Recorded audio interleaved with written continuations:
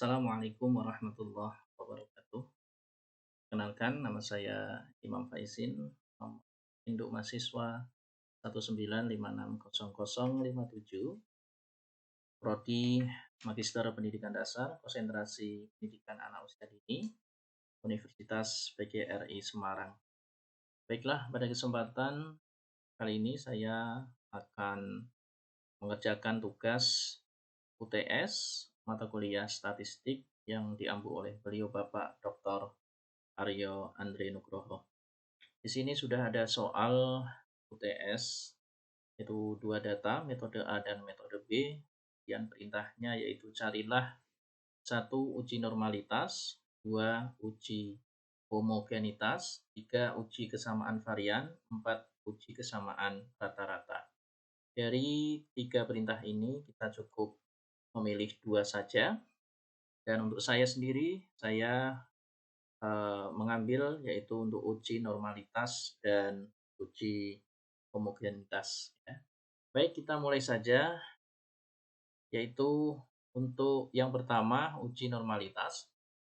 Di sini sudah saya buat tabel, dan untuk membuat uji normalitas paling tidak ya tabelnya bentuknya seperti ini, terdiri dari kolom X, Z, FZ, SZ, SZ dikurangi FZ.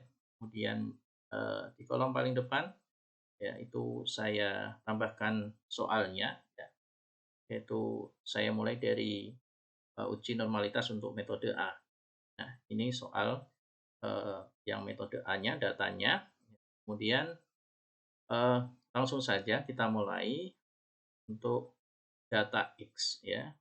X itu adalah data sampel ini ya. Nah, dalam hal ini adalah metode A ini. Tinggal kita copy. Tetapi harus ada yang dirubah, yaitu urutan. Jadi di data X itu urutannya dari yang terkecil ke yang terbesar. Nah, ini harus diurutkan dulu. Oke, baik. Ini sudah urut dari yang terkecil 4, 5, 6, 7, 8, 9, 10. Baik. Langkah selanjutnya yaitu kita harus mencari nilai rata-ratanya terlebih dahulu ya, atau min, nilai rata-rata. Nah, untuk cari nilai rata-rata kita pakai rumus ya. Excel sudah ada jadi lebih cepat ya. Rumusnya untuk mencari rata-rata adalah average. Kita klik ya.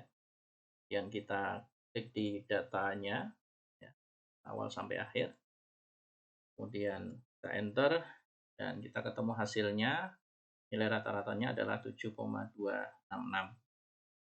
Setelah itu kita juga mencari standar deviasinya atau simpangan bakunya.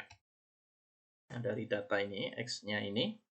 Nah, simpangan baku atau standar deviasi itu juga ada rumusnya ya. Oke, rumusnya adalah STDEV. Ya, tinggal kita klik datanya awal sampai akhir ini. Ya, kita enter dan nah, ini sudah ketemu. Simpangan bakunya hasilnya adalah 1,62 sekian. Ya. Nah, kalau sudah kita temukan nilai rata-rata dan simpangan bakunya, kita bisa membuat nilai Z-nya. Ya, jadi Z itu rumusnya Z sama dengan XI dikurangi X bar kemudian dibagi S. Ya. Dalam hal ini XI ya, ini data ini ya, X-nya itu. Nah, maka kita langsung saja sama dengan XI ya, ini X1 kurangi X bar ini min rata-rata.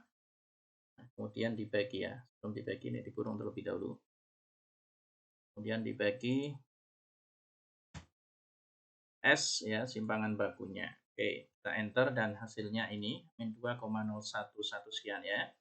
Nah, kalau ini tinggal kita tarik saja ke bawah. Oke. Nah, kenapa kok hasilnya seperti ini? Nah, berarti ini ada kesalahan pada rumus.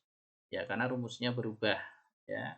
Nah, agar tidak berubah ya untuk min-nya ini ya, kolom di sini, karena ini harus kolomnya ini tetap tidak boleh berubah. Kalau berubah ya ini hasilnya tadi.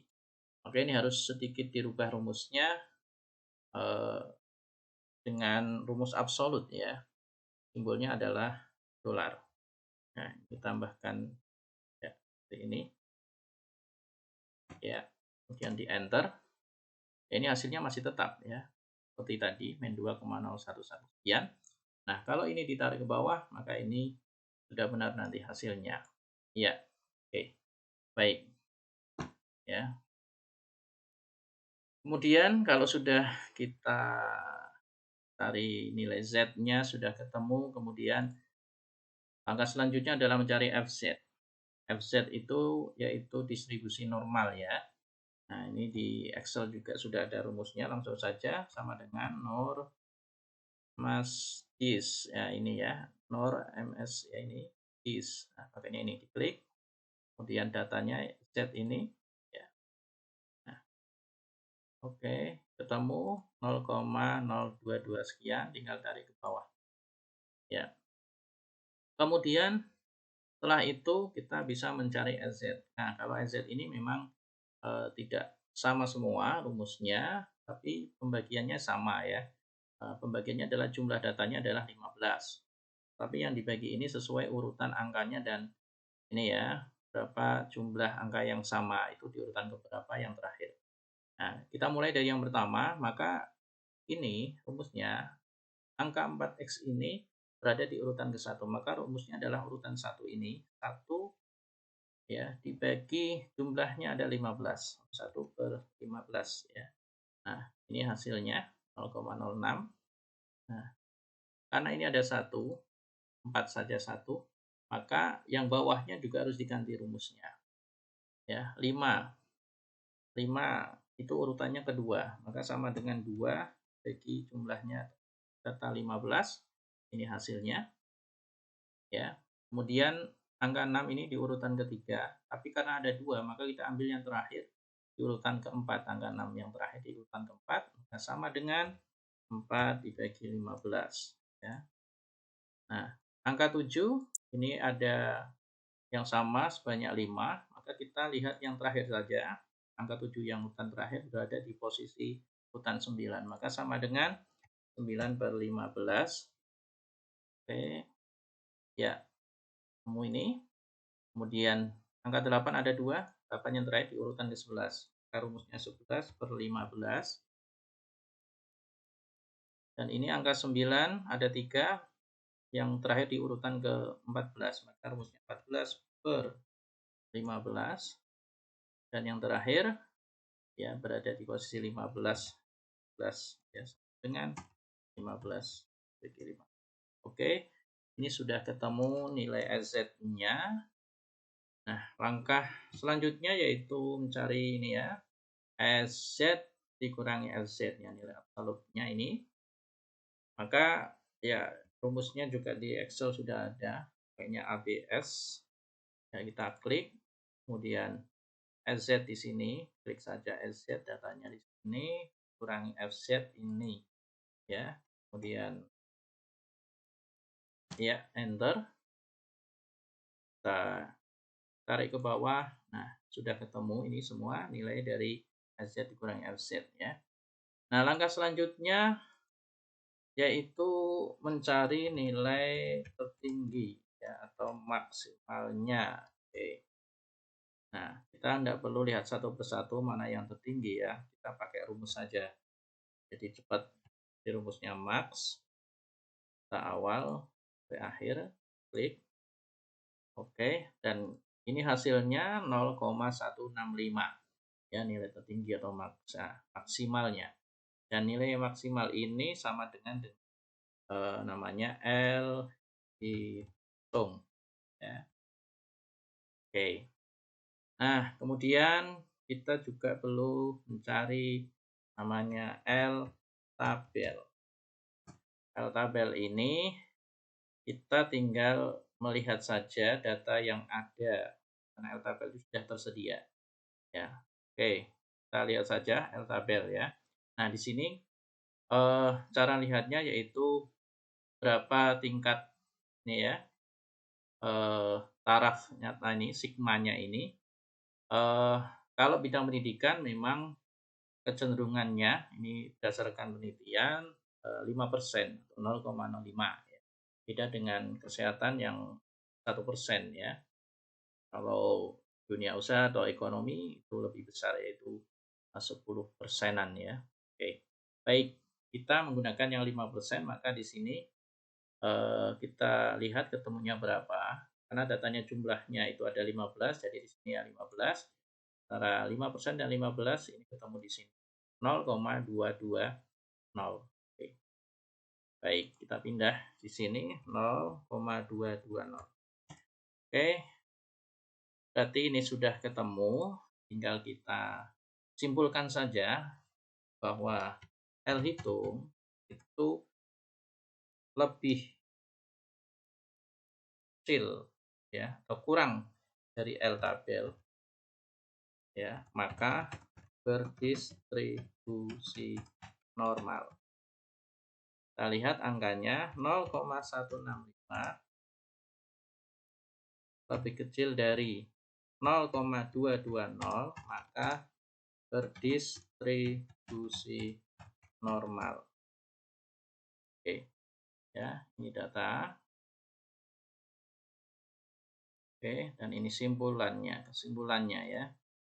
Oke, berarti data metode A itu berdistribusi normal berdasarkan uji normalitas ini. Nah, kalau yang data metode B itu sebenarnya sama saja langkah-langkahnya dan sudah saya hitung terlebih dahulu. Ini biar cepat. Dari hasil perhitungan ya diketahui nilai maksimalnya adalah 0,127 dan L tabelnya sama 0,220, maka kesimpulannya L hitung kurang dari L tabel maka berdistribusi normal. Itu angkanya 0,127 ya lebih kecil dari 0,220 maka berdistribusi normal. Berarti metode B juga sama hasil dari uji normalitasnya yaitu berdistribusi normal. Baik, ini untuk jawaban uji normalitas dari soal UTS tadi. Kemudian yang kedua, saya ingin menjawab uji homogenitas. Langsung saja ya. Jadi untuk menguji homogenitas itu harus ada dua data. Di sini sudah ada data metode A dan metode B. Dan data ini sudah diurutkan ya dari yang terkecil ke terbesar. Nah, caranya kalau ini kita tinggal menggunakan Excel ya.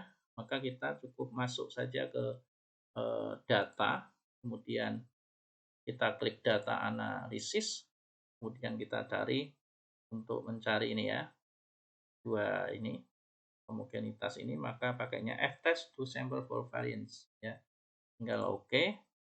Nah, di sini variabel satunya adalah metode A. Ini tinggal kita klik di sini ya, kemudian sampai ke bawah terakhir. Oke. Ya, kemudian variabel keduanya metode B kita klik.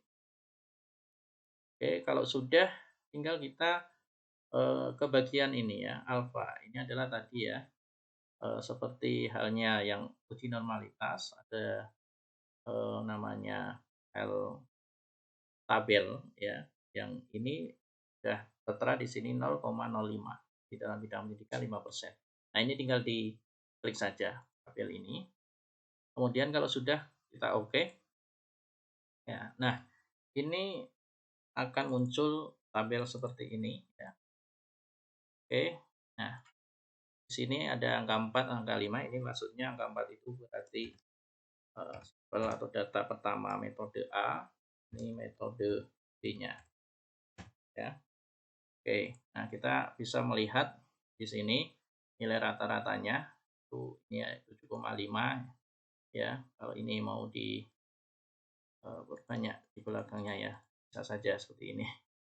Ya 7,5, ini 7,57 sekian. Nah, ini ya variasinya ini. Kemudian, nah di sini ada nilai ya F yang ini namanya F hitung ya. F hitung. Oke, jadi ini namanya F hitung. Kalau ini diperbanyak ya angkanya, nah, biar sama dengan jumlahnya dengan ini. yang F critical one file ini adalah F tabel. Ya, oke, baik.